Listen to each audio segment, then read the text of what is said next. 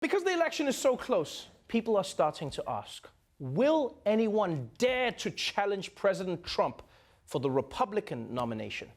And today, former Senator Jeff Flake boldly stood up and pulled his hat out of the ring. Before we start, I want to find out if you want anybody to call you president. You thought about running in 2020? Are you going to run? I've always said that I do hope that there is a Republican who challenges the president in the primary. I still hope that somebody does, but that somebody won't be me. We need someone to fight Trump, but it's not gonna be me. You know what I love about Jeff Flake, right? Is that he always gives the inspiring speech, but then he never goes on to do the inspiring thing. Like, I feel like if he was around during the Old Testament, when the giant Goliath walked out, he would have been like, he may be a giant on the outside, but I now see we need someone who's a giant on the inside. And I don't know if you guys have seen that kid Dave, like, with the slingshot. He's, like, really good. He hit a sheep one time and, like, totally fell down. He should fight. Like, he should fight. Not me. That's crazy. Not me. So once again, Jeff Flake is not going to stand up to Donald Trump. So for now, the only choice is the Democrats. But unfortunately, we already have the first Democrats to drop out of the race. Yeah, West Virginia State Senator Richard Ojeda. And I know what you're thinking. No, not Richard Ojeda. And also, who is Richard Ojeda? Well, if you didn't know before, don't worry about it, because he's already done. You know, to be honest, I don't even understand how you can burn out this quickly. Like, the campaign barely started, and he's already out.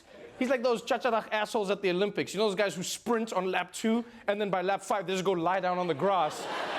Like, that's not how you win a marathon. Just ask the Kenyan. Come on, people, you gotta pace yourself.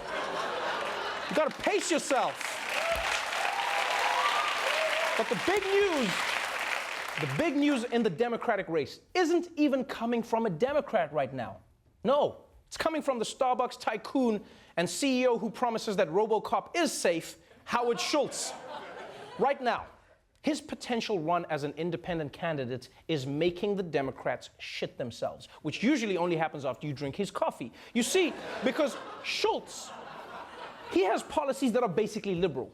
So there's a good chance that he could end up taking up votes that the Democrats need. And don't forget, in 2016, the Democrats only lost the Electoral College by 78,000 votes. So every vote counts.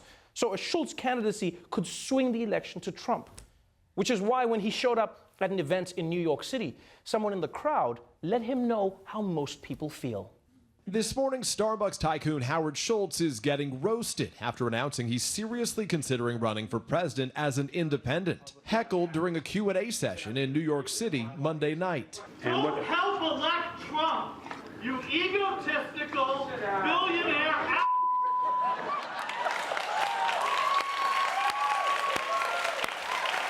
Oh, wow. You egotistical billionaire asshole? That's really harsh. I mean, not for New York. That's just how we greet each other here. It's just, yeah, for everywhere else. But here, it's just like, hey, asshole, congrats on your new puppy. Thanks, he's a blessing, you prick. So Democratic leaders don't want Schultz entering the race. It doesn't seem like Democratic voters want Schultz entering the race. But there is one person who definitely wants him in. The make-believe billionaire in the White House.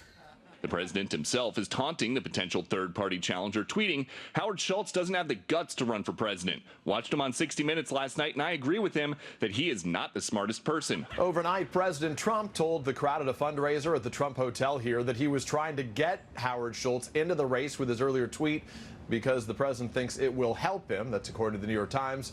Trump is so smooth, man. Huh? Tries reverse psychology on Howard Schultz and then tells everyone he's doing reverse psychology. Yeah, I'm gonna tell him he shouldn't run, folks, but it's only a trick to get him in the race. It's like psychology, but in reverse. I'm thinking of calling it upside down magic talk.